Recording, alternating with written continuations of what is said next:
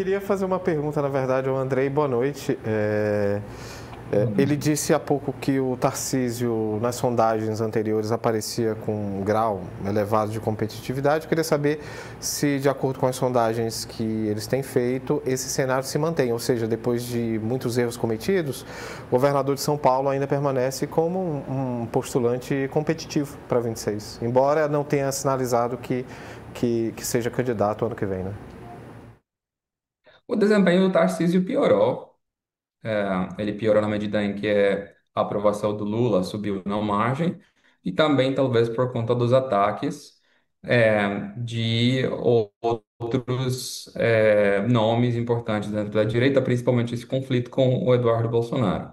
Acho que também o Tarcísio talvez piorou o seu desempenho na medida em que em buscar se posicionar como uma opção palatável para o Bolsonaro, associando mais a sua imagem ao bolsonarismo, radicalizando um pouco o seu discurso, inclusive em termos de defender o Bolsonaro na questão das investigações sobre o golpe e aderir à bandeira da anistia.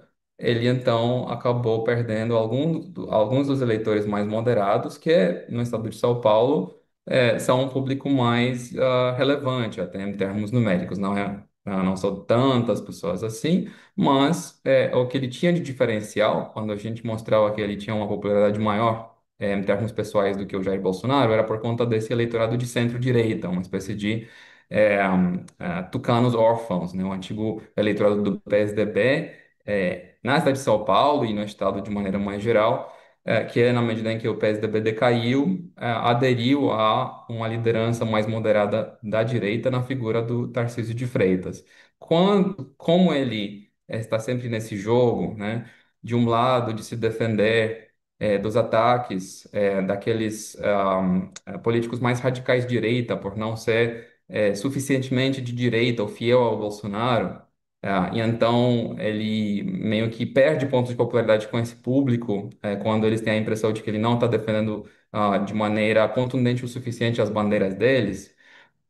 E depois, ao tentar fazer algum movimento para encontrar, né, essas pessoas e responder às suas críticas, ele acaba sendo então criticado por analistas políticos mais moderados, por alguns simpatizantes dele que não se identificam com essa postura mais radical.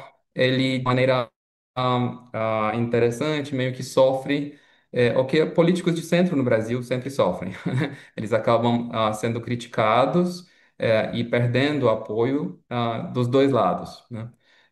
Foi mais ou menos essa a situação do Tarcísio de Freitas ao longo dos últimos meses, nessa busca de se viabilizar como candidato.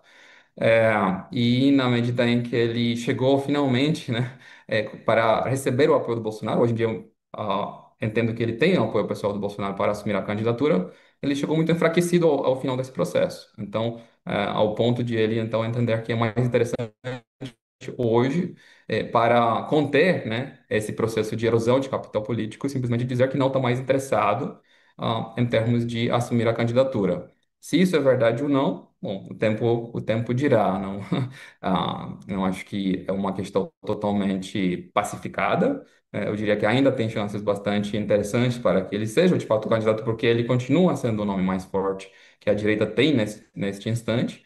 Mas, de fato, a chance dele perder a eleição, sendo candidato à presidência, aumentou. E então, a tentação de optar por uma corrida mais confortável em São Paulo, uma reeleição garantida enquanto governador, essa tentação entendo que se fortaleceu.